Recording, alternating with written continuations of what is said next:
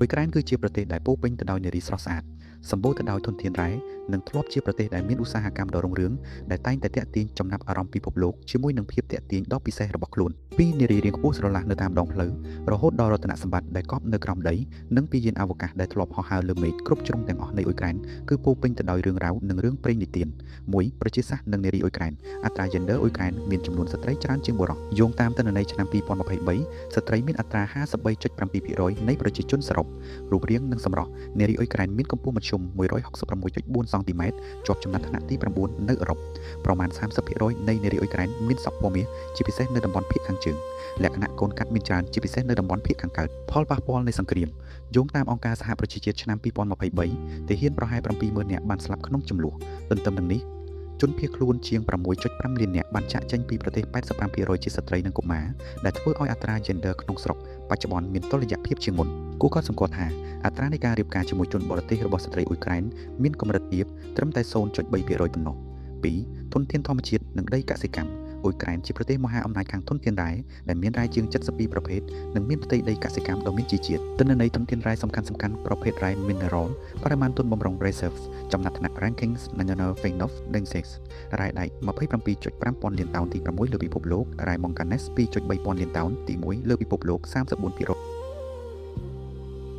នៃពិភពលោករ៉ែ titanium 650 លានតោនទី 1 នៅអឺរ៉ុបទី 3 លើពិភពលោកប្រេងឥន្ធនៈ 4.4 ពាន់លានតោនអាចទាញយកបានទី 9 នៅអឺរ៉ុបឧស្ម័នធម្មជាតិ 9.67 ទ្រីលានម៉ែត្រគូបទី 4 នៅអឺរ៉ុបជើងថ្ម 33.6 ពាន់លានតោនទី 7 លើពិភពលោក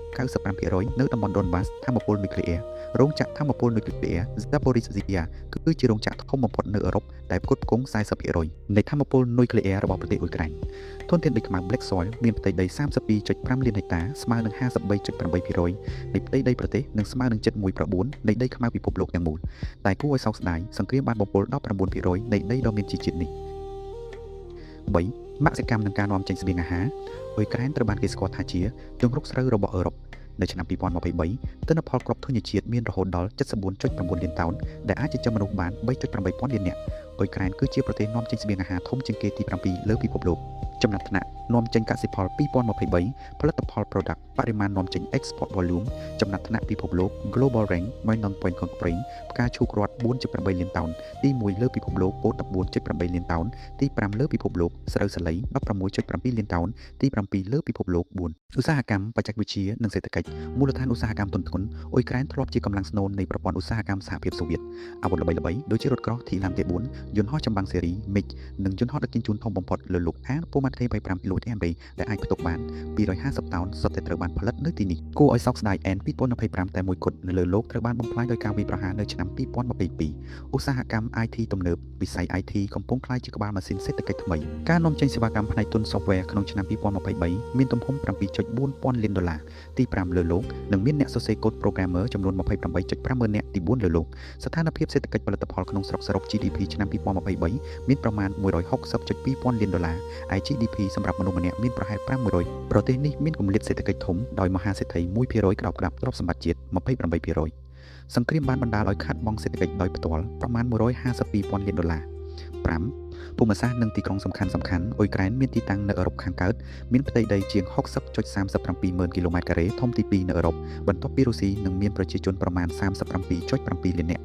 ទីក្រុងគៀវជារដ្ឋធានីនិងជាមជ្ឈមណ្ឌលសេដ្ឋកិច្ចនយោបាយនិងវប្បធម៌ទីក្រុងនេះមានស្ថានីយ៍រថភ្លើងក្រោមដី Arsenal Air ដែលជ្រៅជាងគេទី 2 លើលោកទម្រៅ 105.5 ម៉ែត្រទីក្រុងខាគៀវជាទីក្រុងធំទី 2 និងជាមជ្ឈមណ្ឌលឧស្សាហកម្មការអប់រំនិងបច្ចេកវិទ្យាដ៏សំខាន់ប៉ុន្តែបានរងការបំផ្លិចបំផ្លាញយ៉ាងខ្លាំងដោយសារជម្លោះទីក្រុង Lviv ជាទីក្រុងធំនៅភាគខាងលិចដែលជាមជ្ឈមណ្ឌលវប្បធម៌និងមានតំបន់ទីក្រុងចាស់ដែលត្រូវបានចុះបញ្ជីជាបេតិកភណ្ឌពិភពលោកទីក្រុងអូដេសាទីក្រុងធំទី 4 ជាមជ្ឈមណ្ឌលកំពង់ផែដ៏សំខាន់បំផុតនៅសមុទ្រខ្មៅដែលរ៉ាប់រងជាង 50% នៃការដឹកជញ្ជូនពាណិជ្ជកម្មអន្តរជាតិ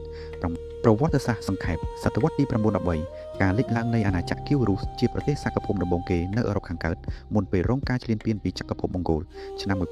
1954 ភាគខាងកើតអ៊ុយក្រែនបានចុះកិច្ចព្រមព្រៀងចូលរួមជាមួយចក្រភពរុស្ស៊ីឆ្នាំ 1922 បានក្លាយជារដ្ឋសមាជិកស្ថាបនិកមួយនៃសហភាពសូវៀតឆ្នាំ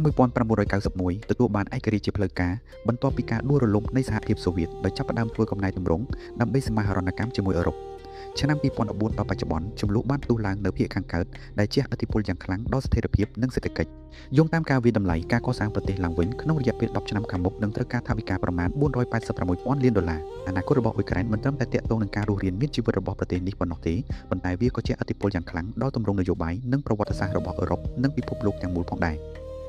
បញ្ហាសង្គ្រាមនិងការអូសបន្លាយរហូតមកដល់សពថ្ងៃបញ្ហាសង្គ្រាមនៅក្នុងប្រទេសអ៊ុយក្រែនមិនមែនទើបតែចាប់ផ្ដើមនោះទេវាគឺជាវិបត្តិដែលបានចាក់ឫសនិងអូសបន្លាយអស់រយៈពេលជាច្រើនឆ្នាំមកហើយដោយបានបន្សល់ទុកនូវសោកនាដកម្មយ៉ាងធំធេងការផ្ទុះឡើងនិងការអូសបន្លាយចំនួនប្រដាប់អាវុធបានផ្ទុះឡើងជាបន្តបន្ទាប់នៅតំបន់ភាគខាងកើតនៃប្រទេសអ៊ុយក្រែនតាំងពីឆ្នាំ2014មកម្លេះសង្គ្រាមនេះបានបន្តអូសបន្លាយនិងរីករាលដាលកាន់តែធំដូចជាការវាយប្រហារនៅឆ្នាំ2022ដែលបានបំផ្លាញយន្តហោះដឹកជញ្ជូនធំបំផុតលើលោកអែន225ជាដើមការបាត់បង់អាយុជីវិតនិងវិបត្តិជនភៀសខ្លួនគិតត្រឹមឆ្នាំ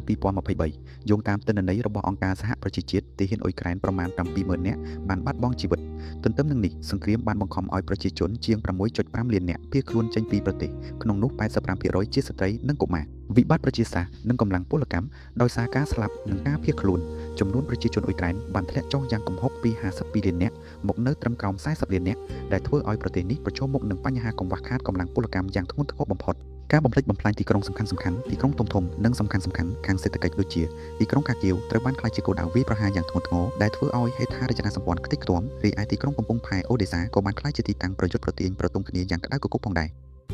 បញ្ហាសេដ្ឋកិច្ចដែលរងផលប៉ះពាល់ដោយសង្គ្រាម